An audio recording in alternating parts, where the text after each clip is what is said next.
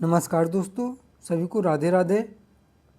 ये आज हमारा प्रैक्टिस पेपर नंबर 62 है, हमारा इंग्लिश प्रैक्टिस सीरीज का पीएचडी का, जो कि ये 62 प्रैक्टिस सीरीज में हमारा है। पीएचडी एग्ज़ाम पेपर जो 2011 में हुआ था उसका प्रीवियस ईयर। चलिए स्टार्ट करते हैं।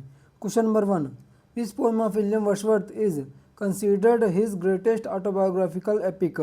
कौन सी पोएम जो विलियम वर्ड्सवर्थ की है उसको माना जाता है autobiographical epic, greatest autobiographical epic? तो वो है the prelude. The prelude is the his autobiographical epic. ये 1815 में फाइनल पब्लिश्ड होती है, 14 बुक्स में होती है ये द प्रेल्यूड। एक्सकर्जन 1814 में पब्लिश होती है, 9 बुक में होती है ये।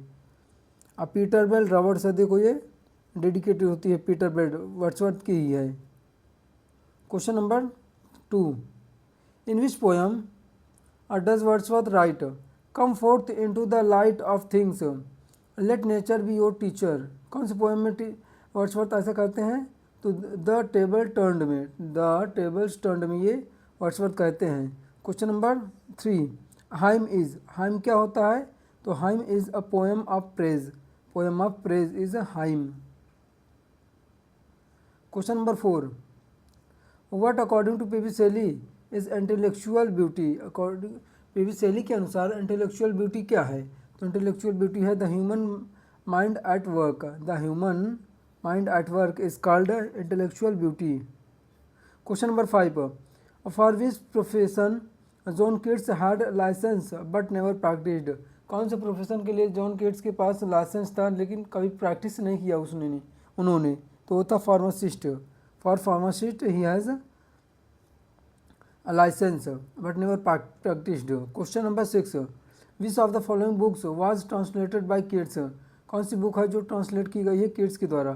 तो है I need is the book that translated bye Keats. Question number 7, what caused John Keats death? John Keats की डेथ कैसे होती है? Bye tuberculosis. 1821 में उनकी मृत्यु होती है, 1821 में जॉन कीट्स की मृत्यु होती है। और शेली इनके डेथ पे लिखते हैं एडोनिस, 1821 में वो भी पब्लिश होती है एडोनिस, इनके डेथ पे होता है, शेली के द्वारा लिखा जाता है। Question number 8, who called the Wasteland a music of ideas? Wasteland जो टी.एस. इलियट का है उसको म्यूजिक ऑफ आइडियाज़ कौन कहता है? तो वो आई रिचर्ड कहते हैं, म्यूजिक ऑफ आइडियाज़ रिचर्ड कहते हैं वेस्टलैंड को। ये वेस्टलैंड 5 पार्ट में होता है, 1922 में ये पब्लिश होता है, 1922 में टी.एस. इलियट का है ये Waste Land. Question number 9, what metre is sonnet written in? What metre is sonnet written in? मतलब कि सोनेट जो है कौन से मीटर में लिखा जाता है? तो सोनेट लिखा जाता है हमेशा याम्बिक पेंटामीटर में। ऑप्शन नंबर इसका बी सही हो जाएगा, ऑप्शन नंबर बी, याम्बिक पेंटामीटर में सोनेट लिखा जाता है। Question number 10, who invented the term sprung rhythm? Sprung rhythm जो टर्म है किसके द्वारा इन्वेंट किया गया था? ये जॉन हॉपकिंस, पूरा नाम है जॉन हॉपकिंस के द्वारा ये इन्वेंट किया गया था। Question number 11, which of the following pledge of Shakespeare has an epilogue? Shakespeare के कौन से प्लेज में जो है एपिलॉग है? तो है द टेम्पेस्ट, द टेम्पेस्ट में एपिलॉग है शेक्सपियर के, टेम्पेस्ट में।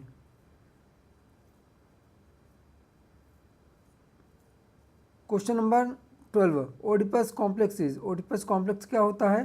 तो Oedipus complex is a son's attraction towards his mother is called Oedipus complex. जो सन का अट्रैक्शन होता है अपने मदर के प्रति होता है उसको ओडिपस कॉम्प्लेक्स कहते हैं, जो कि ये पाया जाता है डेस लॉरेंस के सनशाइन लवर्स में। ये सनशाइन लवर्स में इसको पाया गया है ओडिपस कॉम्प्लेक्स, डी.एस. लॉरेंस का है Sunshine Lovers. Question number 13, who called Shelley a beautiful and ineffectual angel beating in the void of his luminous wings in vain? कौन कहता है पी.बी. शेली को ऐसे? तो मैथ्यू ऑर्नॉट कहते हैं, मैथ्यू ऑर्नॉट कहते हैं ऐसे intellectual ineffectual beautiful and ineffectual angel कौन कहता है? मैथ्यू ऑर्नॉट कहते हैं।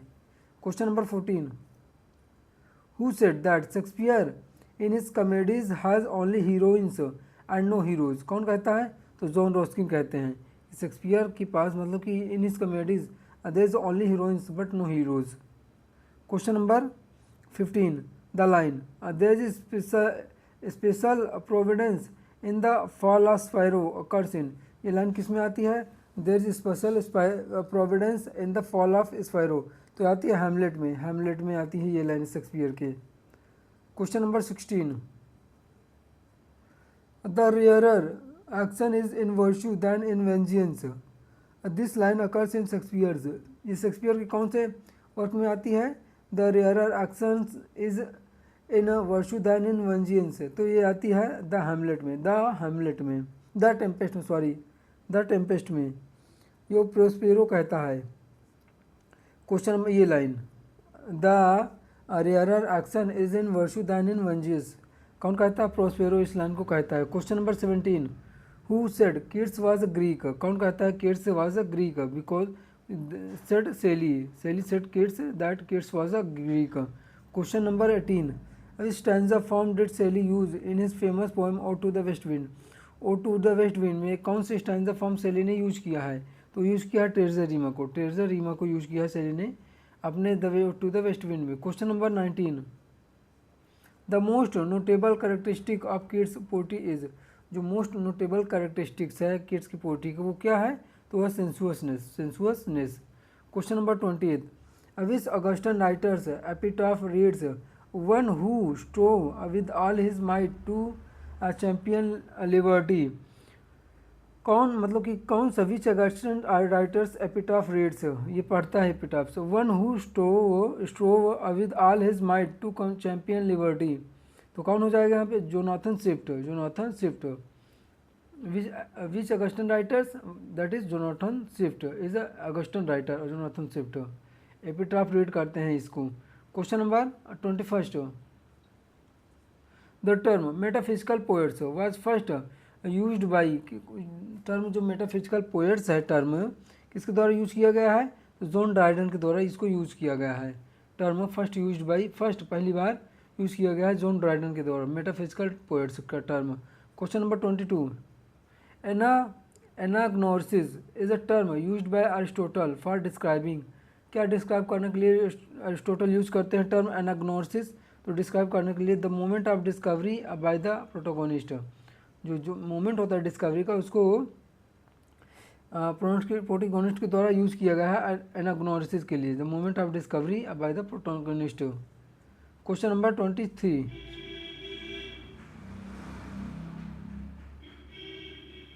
The praise of chimney sweepers is, ये जो प्रेज ऑफ चिमनी स्वीपर्स है ये चार्ल्स लैम्ब के द्वारा लिखा गया है, ये क्या है? The praise of chimney sweeper जो है ये है an essay by Charles Lamb, essay by Charles Lamb.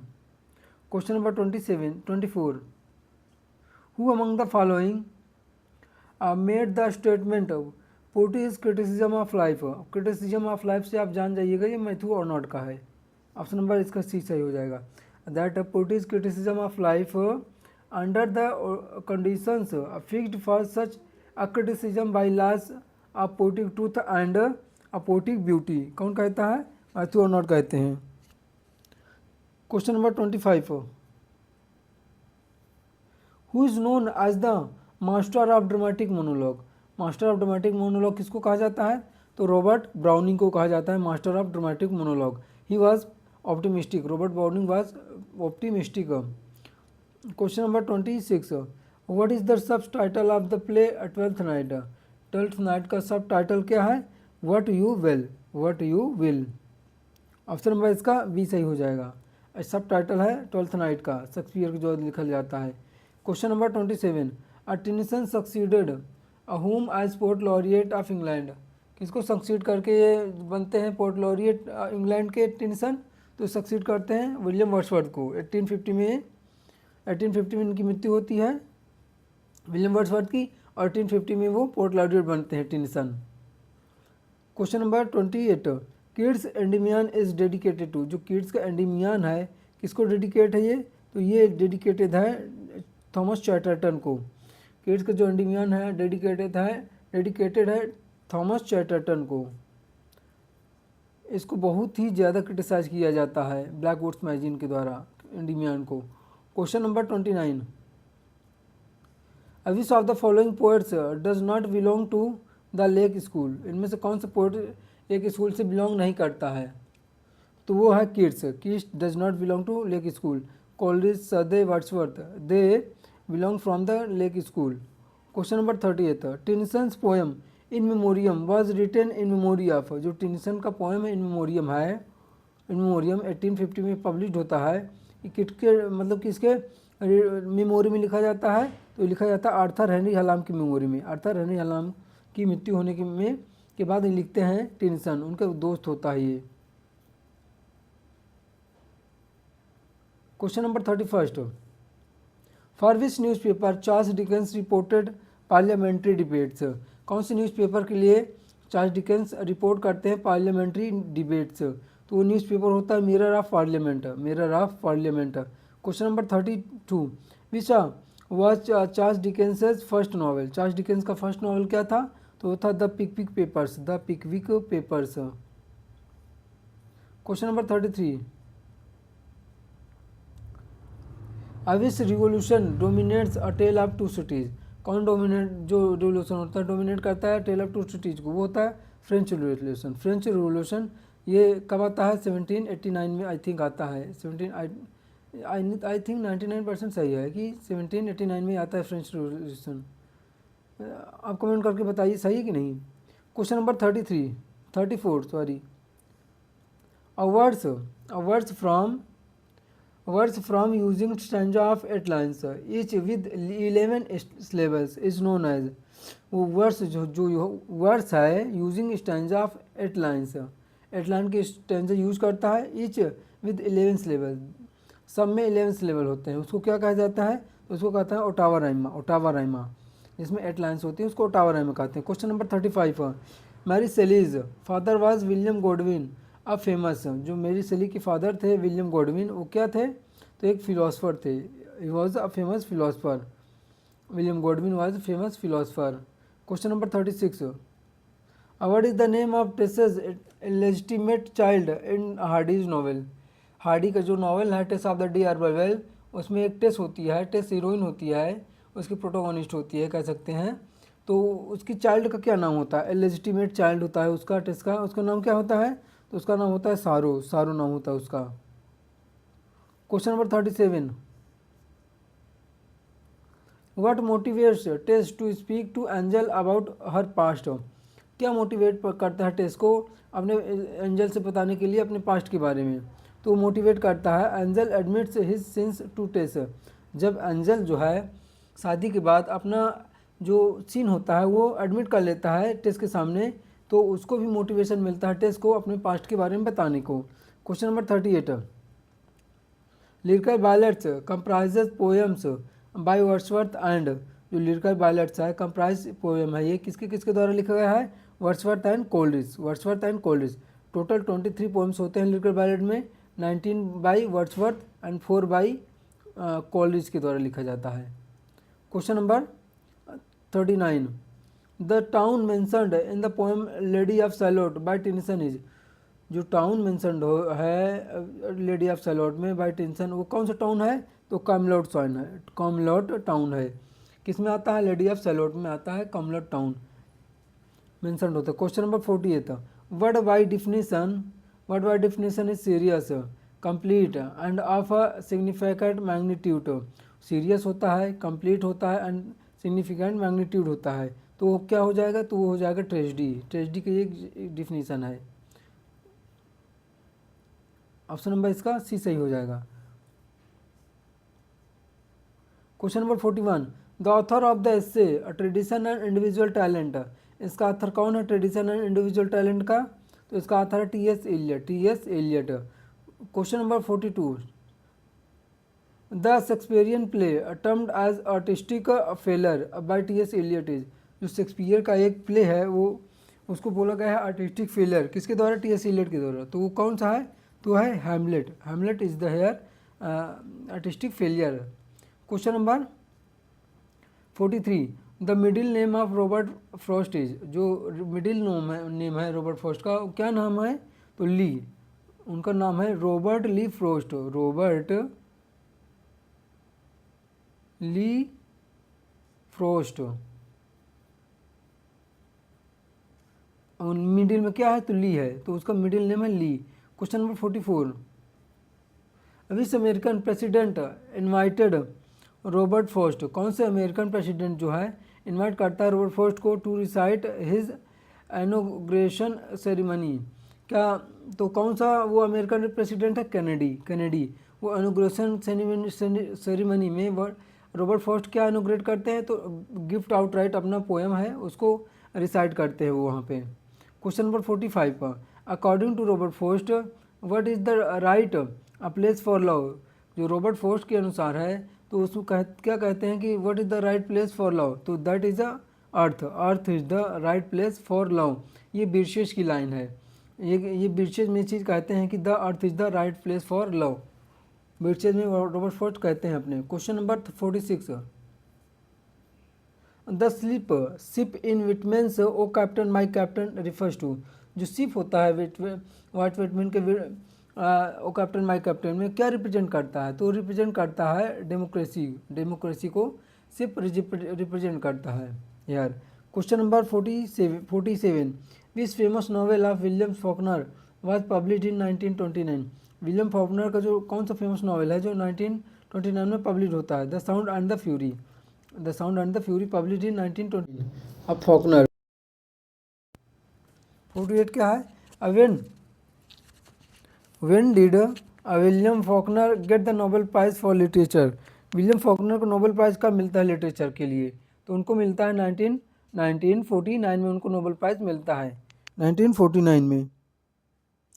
Question number 49, whose death does when lilacs last in dooryard bloomed a commemorate, किसके डेथ होती है इसमें, किसके डेथ के लिए इसमें कमेमोरेट किया गया है, तो वो होती है लिंकन्स की, अब्राहम लिंकन्स की। Whose death does when lilacs last in the dooryard bloomed commemorate the death of Lincolns. Question number 50 is, what was Ernest Hemingway's role in world war first, world war first में Ernest Hemingway का role क्या था, तो उनका जो role था वो था यहाँ पे एक ये ड्राइवर थे I think, ambulance driver, yes he was ambulance driver in world war first Hemingway. Question number 51, which novel got Ernest Hemingway the Pulitzer prize, कौन से नॉवेल के लिए अर्नेस्ट हेमिंगवे को पुलित्जर प्राइज मिला है, तो मिला है the old man and the sea, the old man and the sea, इसमें क्यूबर फिशरमैन होता है 1952 में ये पब्लिश होता है अर्नेस्ट हेमिंगवे का, बहुत ही इंपॉर्टेंट नॉवेल है उनका, क्यूबर फिशरमैन इसमें होता है। Question number 52, name the author of the essay Naipaul's India and mine, ये जो एस्से है नेपोल्स इंडिया एंड माइन इसका ऑथर कौन है, तो इसका ऑथर है Nissim Ezekiel, Nissim Ezekiel belongs from the Bombay, belongs to Bombay, Bombay university में प्रोफेसर भी होते हैं। Question number 53, Nissim Ezekiel belong to the Jews community, वो जूस कम्युनिटी से बिलोंग करते हैं नजीम इजिकिल, एक होते हैं ये। Which which of the following is not a poem by Kamala Das, इसमें से कौन सा पोएम जो कमला दास के द्वारा नहीं लिखा गया है, तो Night of the Scorpion is not by Kamala Das, Night of the Scorpion ये लिखा गया है नजीम इजिकिल के द्वारा, नजीम इजिकिल के द्वारा नाइट ऑफ द स्कॉर्पियन लिखा गया है। इसमें स्कॉर्पियन की स्टोरी होती है, मदर, ये स्कॉर्पियन जो होता है मदर के टोपे मतलब काट लेता है, और summer in Calcutta by Kamala Das, dance of the eunuchs by Kamala Das, Krishna by Kamala Das. Question number 55 पर, when did Ernest Hemingway get the Nobel prize for literature, literature के लिए अर्नेस्ट हेमिंगवे को नोबेल प्राइज कब मिलता है, तो 1954, 1954 में इनको नोबेल प्राइज मिलता है, अमेरिकन राइटर होते हैं Ernest Hemingway. Question number 56, what is the major symbol in Whitman's song of myself, जो सॉन्ग ऑफ माई सेल्फ है विटमेन का इसका मेजर सिंबल क्या है, तो the grass is the major symbol of a song of myself written by Walt Whitman. Question number 55 पर, which American writer was a great influence on Whitman, which American writer was a great influence on विटमेन, मतलब कि कौन से American writer का influence होता है विटमेन पे, तो होता है इमर्सन, इमर्सन का इन्फ्लुएंस होता है किस पे, विटमेन पे। Question number 58, the author of my story is, author my story का ऑथर कौन है? तो है कमला दास, कमला दास। माई स्टोरी कब आती है? 1976 में ये आती है my story. Question number 59, the author of essays of Elia. Essays of Elia का ऑथर कौन होता है? Charles Lamb. ये पहली बार आता है 1923 में। द लास्ट एसेज ऑफ इलिया 1933 में आता है, लास्ट एसेज ऑफ इलिया। इसके पहले आप लास्ट लगा दीजिएगा। Question number 60, Mulraj Anand died in the year. Mulraj Anand की मृत्यु कब होती है? तो उनकी मृत्यु होती है 2005 में। 2005 में उनकी मृत्यु होती है मूलराज आनंद की। क्वेश्चन नंबर 61, नहीं नहीं नहीं नहीं नहीं, Mulraj Anand died in the year 2004। 2004 में उनकी मृत्यु होती है मूलराज आनंद की, sorry. Question number 61, which of the following is not a work by Mulraj Anand. इसमें से मूलराज आनंद का वर्क कौन सा नहीं है? तो private life and Indian press, ये मूलराज आनंद का ही है। कूली बाय मूलराज आनंद 1936 में आता है। 1936 में कांतापुरा, राजा राव का है। कांतापुरा जो वर्क है राजा राव का है, ये मुल्कराज आनंद का नहीं है। और टू लीव्स एंड बर्ड, ये भी मुल्कराज आनंद का है। 1936 में 1937 में पब्लिश होता है। और टू लीव्स एंड बर्ड, एक गंगू की स्टोरी होती है, इसमें प्रोटोगोनिस्ट होता है इसका Gangu. Question number 62, who wrote the foreword to Anand novel Untouchable. Untouchable, Anand के नॉवेल अनटचेबल के लिए फोरवर्ड्स कौन लिखता है? मतलब कि अब प्रोलॉग इसके लिए कौन लिखता है? तो कह सकते हैं आज ये लिखा जाता है एम फॉरेस्टर के द्वारा, एम फॉरेस्टर के द्वारा। Question number 63, the idea that the good are rewarded and evil punished is termed. इस आइडिया को क्या कहते हैं? Is termed like poetic justice, poetic justice. 63 option number इसका सी सही हो जाएगा, poetic justice. That idea that good are rewarded and evil punished is termed as poetic justice, इस टर्म को कहते हैं। Question number 64, an extended speech in which a character alone expresses his thoughts on stage is called। वह extended speech क्या है जिसमें कि character Elon होता है, एक्सप्रेस करता है अपने थॉट्स को ऑन स्टेज पे, उसको क्या कहते हैं? उसको कहते हैं यहाँ पे हम कहेंगे soliloquy, soliloquy. Question number 65,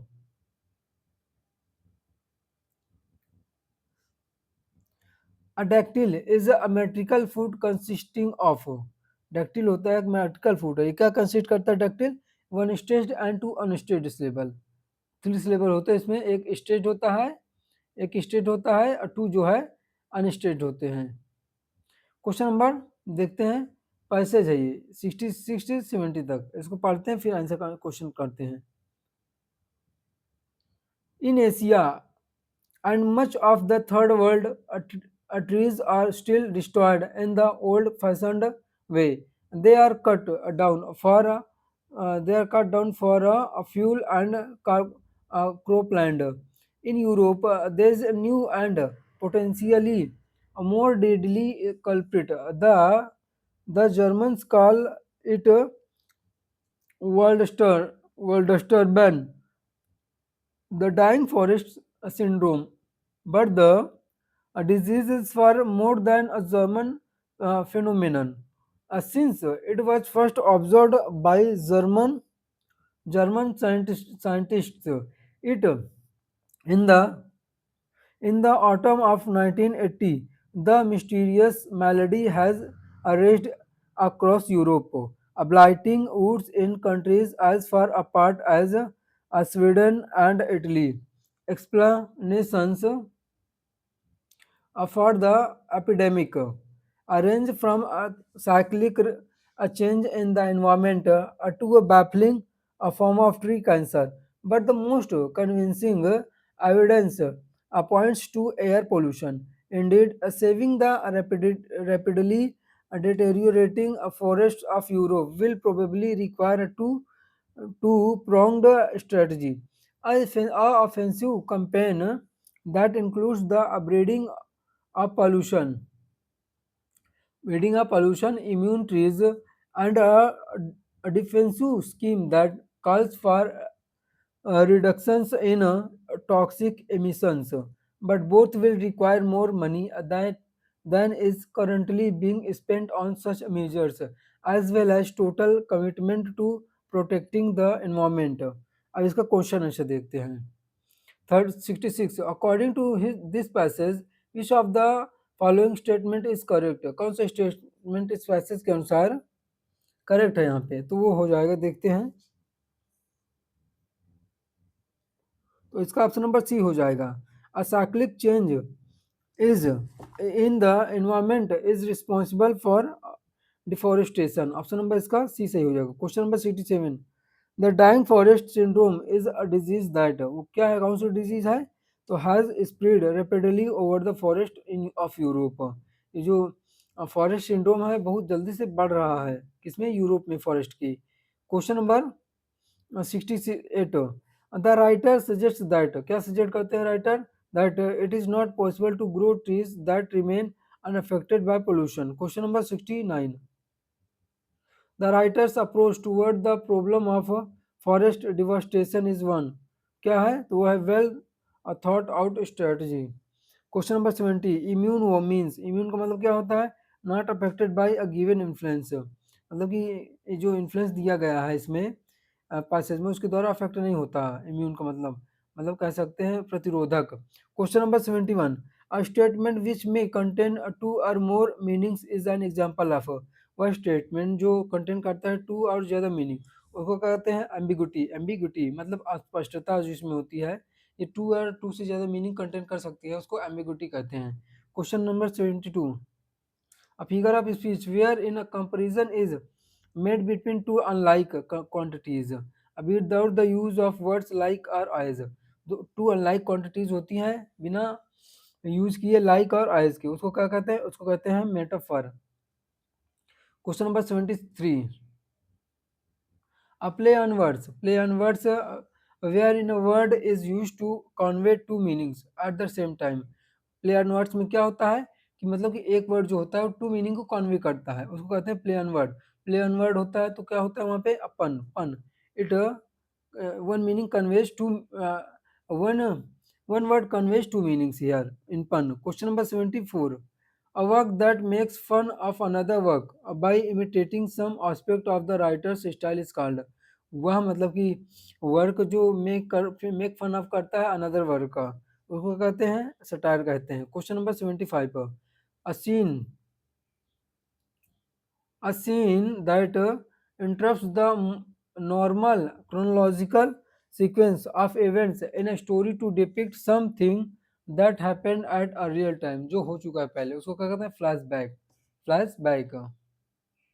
question number 76, choose the option which can be substituted for the given sentences. देखते हैं, the study of ancient society, जो एंशियंट सोसाइटी की स्टडी होती है उसको क्या कहते हैं, आर्कोलॉजी कहते हैं, उसको आर्कोलॉजी कहते हैं. ए आर इसकी स्पेलिंग पूछी जाती है, ARCHAEOLOGY, आर्कोलॉजी, ARCHAEO, AEO है, AEOLOGY.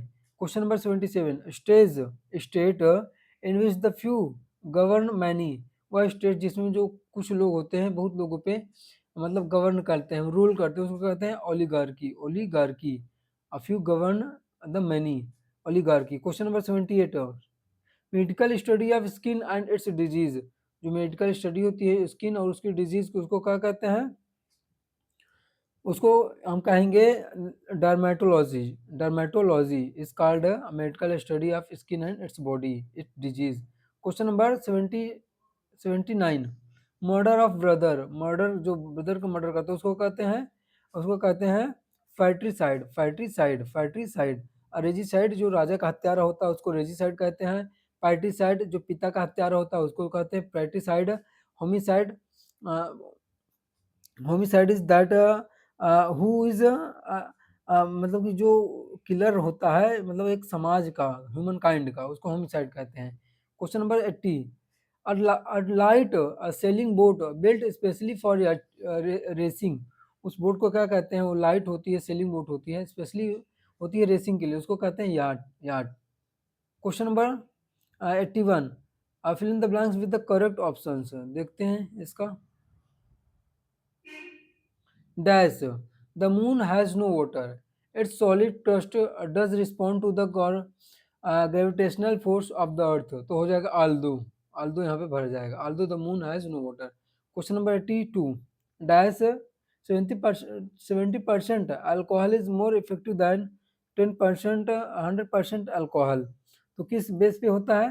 तो when used as a antiseptic, जब हम अल्कोहल को एज एंटीसेप्टिक यूज करते हैं तो बहुत ही अल्कोहल होता है मोर इफेक्टिव होता है देन 100% अल्कोहल। क्वेश्चन नंबर 83,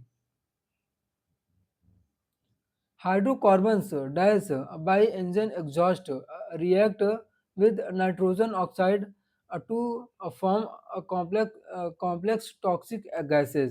यहाँ पे हो जाएगा given up, hydrocarbons given up by engine exhaust। Question number 84, ozone dash extremely active chemically and succeeds in damaging any vegetation it comes in contact with। यहाँ पे हो जाएगा is, ozone is extremely active chemically and succeeds। Question number 85, a temperature inversions often occur when a dash in the late afternoon। तो क्या हो जाएगा? the earth's surface is cooled, जब earth surface का कूल्ड होता है तो temperature inversion often occur when जब अर्थ का सरफेस होता है कूल होता है जब तभी टेम्परेचर अकर होता है इन्वर्जन का लेफ्ट आफ्टरनून में। Question number 96, fill in the blanks with the most appropriate choice available. देखते हैं Jonathan insisted on going out. Option number यहाँ पे इंसिस्ट ऑन जो होता है हमेशा आईएनजी लेता है, आईजीरन फॉर्म लेता है, तो ऑप्शन नंबर इसका बी सही हो जाएगा, going out. Question number 87, this is the diamond ring which the thief stole. Option number इसका सी सही हो जाएगा, 87 का C. Question number 88, all the peoples are dash to the beach, to the beach. तो यहाँ पे क्या हो जाएगा 88 का? तो यहाँ हो जाएगा all the peoples are going, मतलब जा रहे हैं to the beach. Question number 89, dash prevent people from driving off the road the put off more street lamps. यहाँ पे क्या हो जाएगा 89 का? यहाँ पे हो जाएगा ये आपका in order to. Question number 90, I ate a dash of chocolate cake. तो हो जाएगा I ate a piece of chocolate cake, piece PIECE। Sentence identify the one underlined word that phrase the must changed in order for sentences to correct. देखते हैं क्या होगा यहाँ पे। मतलब यहाँ पे क्या क्या करना है, in the following sentences identify the one underlined word और phrase that must be changed in order for the sentence to be correct. मतलब कि जो अंडरलाइन वर्ड को ढूंढना है जिसमें गलत हो और उसको चेंज करना हो। तो देखते हैं कौन सा है इसमें। 91, after Newton has observed an apple fall to the ground, he formulated the law of gravity। तो हो जाएगा यहाँ पे आफ्टर न्यूटन हैज ऑब्जर्व्ड। तो यहाँ पे ऑप्शन नंबर ए पे ये चेंजिंग होगा, ऑप्शन नंबर ए सही है। Question number 92, in 1740 John Newbery was the first publisher to produce book which children rely wanted read। तो 92 पे कहाँ हो जाएगा यहाँ पे? तो हो जाएगा यहाँ पे रीड टू वांटेड रीड। तो यहाँ पे वांटेड टू रीड होना चाहिए, यहाँ पे टू रीड, यहाँ पे रीड दिया है केवल, तो इसीलिए यहाँ गलत हो जाएगा क्वेश्चन, इसलिए सही हो जाएगा, मतलब जो गलत है वही सही है। Question number 93, the name Albert Einstein has become a synonymous with his theory of relativity होगा। ऑप्शन नंबर यहाँ पे बी पे गलत हो जाएगा, मतलब बी जो गलत है वही सही है। Question number 94, the most important method saving, तो यहाँ पे मेथड सेविंग नहीं होगा, सेविंग मेथड होना चाहिए। ऑप्शन नंबर एक की गलत हो जाएगा। Question number 95, the most important cause of tides is the gravitational, यहाँ पे ग्रेविटेशन है, ग्रेविटेशनल होना चाहिए। ऑप्शन नंबर यहाँ बी सही हो जाएगा, मतलब जो गलत है वही सही है। Choose the correct reported speech version in the following sentence statements. देखते हैं।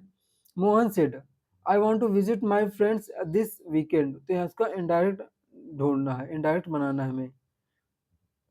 तो क्या हो जाएगा यहाँ पे 96 का इनडायरेक्ट हो जाएगा इसका B. Mohan said he wanted to visit his friends that weekend.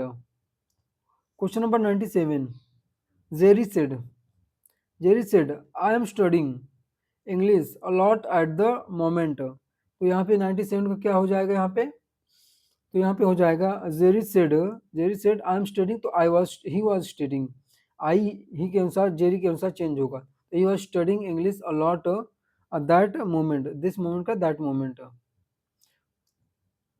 Question number 98, Jerry said we have lived here for a long time, तो 98 का क्या हो जाएगा यहाँ पे आंसर, तो हो जाएगा इसका सी। दे सेड मतलब कि they said they had lived there for a long time, मतलब बहुत इस लंबे समय से वो रह रहे थे, वहाँ पे रहते थे। Question number 99, he asked me, उसने मुझसे पूछा how you finished reading the newspaper, क्या न्यूज़पेपर पढ़ना तुम समाप्त कर चुके हो, तो क्या हो जाएगा यहाँ पे, तो हो जाएगा यहाँ पे B. He asked me if I had finished reading the newspaper. Question number 90, 100, 100, sorry. I get up every morning at 7 o'clock. Peter said. इसका क्या हो जाएगा? हो जाएगा इसका Peter said he got up every morning at 7 o'clock. Question number मतलब Peter अपने आप को कहता है। Fill in the blanks with the appropriate options. He and his brother to the same school. यहाँ पे क्या हो जाएगा? हो जाएगा यहाँ पे go, he and his brother, तो प्लूरल बन गया, go to the same school, एक स्कूल जाते हैं। Question number 102, don't get off the train till it stops, मतलब ट्रेन से उतरो मत जब तक ये स्टॉप ना हो जाए। Question number 103, I dash English for 6 years now, तो हो जाएगा I have been studying English for 6 years now. Question number 104, I dash him for years, तो I have known him for years, बहुत लंबे समय से जान रही हूँ उसको। Question number 105, identify the correctly spelled word, यहाँ पे स्पेल्ड वर्ड ढूंढना है। तो एफिशिएंट अपना, ये एफिशिएंट की स्पेलिंग सही हो जाएगी, correctly spelled word EFFICIENT efficient. Question number 106, conspicuous, conspicuous की स्पेलिंग यहाँ पे सही हो जाएगी CON CONSPICUOUS, कॉन्स्पिकुअस CUOUS। 107, कैसी जोन गारंटी, गारंटी की स्पेलिंग गुआरंटी, आप ऐसे याद कर सकते, गुआ GUA Ranti RANTEE, guarantee. Question number 108, अब पैसेंजर, पैसेंजर की स्पेलिंग क्या सही हो जाएगी यहाँ पे, तो हो जाएगी पैसेंजर PASSENGER पैसेंजर। 109, ट्रिकेरस, ट्रिकेरस की स्पेलिंग TREA ट्रिकेरस CHROUS, ट्रिकेरस TREACHEROUS, ट्रिकेरस की स्पेलिंग सही हो जाएगी। क्लेप्टोमानिया की स्पेलिंग क्या हो जाएगी यहाँ पे, तो हो जाएगी kleptomania CLEPTOMANIA, kleptomania. Option number इसका क्लेप्टोमानिया, ऑप्शन नंबर इसका डी सही हो जाएगा, CLEPTOMANIA, kleptomania. Question number 111, in idiom is क्या हो जाता है, a commonly used phrase, idiom में यूज होता है कॉमनली फ्रेज को, और expression with a meaning different from literal translation.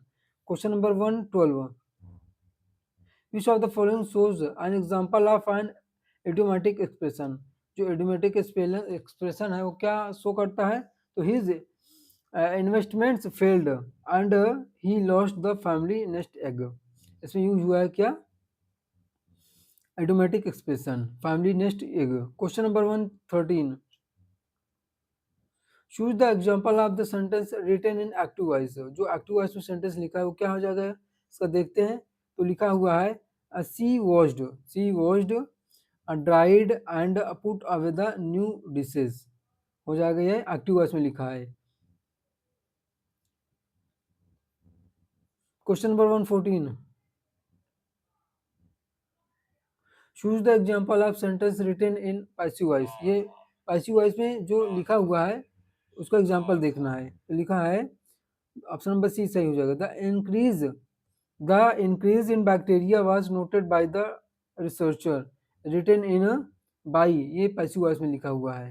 Question number 115, which sentence is punctuated correctly. कौन सेंटेंस करेक्टली पंक्चुएटेड है? तो ऑप्शन नंबर इसका ए सही हो जाएगा। The twins exchange books looks and taste said quietly if only we had known before. Question number 116 देखते हैं। Choose the sentence correctly punctuation, जो करेक्ट पंक्चुएट है उसको ढूंढना है। ऑप्शन नंबर इसका ए सही हो जाएगा। Why do fairy tales always end with the sentence and they lived happily ever after.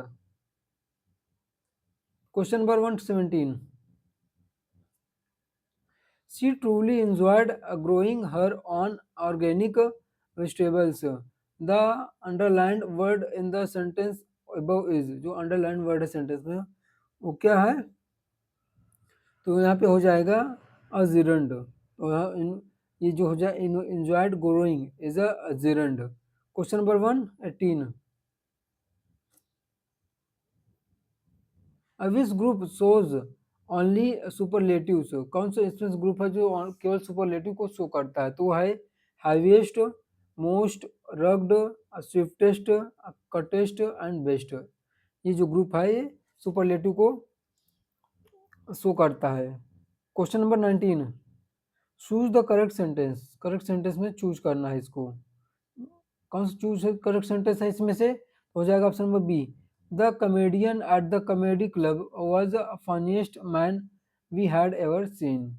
Question number, अब देखते हैं, choose the option that most closely resembles the meaning of underlined word a phrase in each of the following sentence. एक तरह से कह सकते हैं synonym type में यूज है, चूज करना है। The age of tree can be determined accurately. तो डिटरमाइंड का यहाँ पे देखना है जो इसके क्लोजिंग में हो, तो हो जाएगा मेजर्ड। डिटरमाइंड मतलब मेजर्ड सेंटेंस के अनुसार। Question number 121, a pure alcohol coagulates on contact. तो हो जाएगा कोगुलेट्स का जो नियर बाई मीनिंग है वो हो जाएगा थिकेंस। थिकेंस मतलब मोटा करना, coagulates. Question number 122, the uses of computer based technology in offices are extensive. जो यूजेस है कंप्यूटर बेस्ड टेक्नोलॉजी का ऑफेंसेस आर एक्सटेंसिव, वो क्या है? वाइड स्प्रेड है। Question number 123, the Greeks believed that the heart was the seat of intelligence. तो क्या यहाँ पे सीट का मतलब क्या हो जाएगा? सीट का हो जाएगा सेंटर। क्वेश्चन नंबर 124,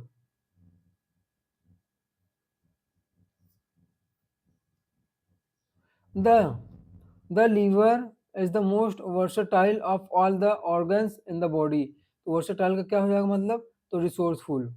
जो लीवर है ऑफ द वर्सटाइल मतलब कि रिसोर्सफुल है of the organs in the body. Question number 125, before the 18th century epidemics from unsanitary, मतलब कि 18th सेंचुरी से पहले जो एपिडेमिक्स थी was from unsanitary conditions use to wipe out, मतलब वाइप आउट मतलब मिटा देना एकदम से एंटायर टाउन्स। हो जाएगा यहाँ पे डिस्ट्रॉय। तो दोस्तों ये हमारा 125 क्वेश्चन कंप्लीट हुआ प्रैक्टिस सेट नंबर 62 का। ये प्रीवियस ईयर पेपर भी है 62 जो प्रैक्टिस सेट नंबर है, प्रीवियस ईयर पेपर है 2011 का ये। चलिए कल मिलते हैं नए वीडियो में, तब तक के लिए राधे राधे।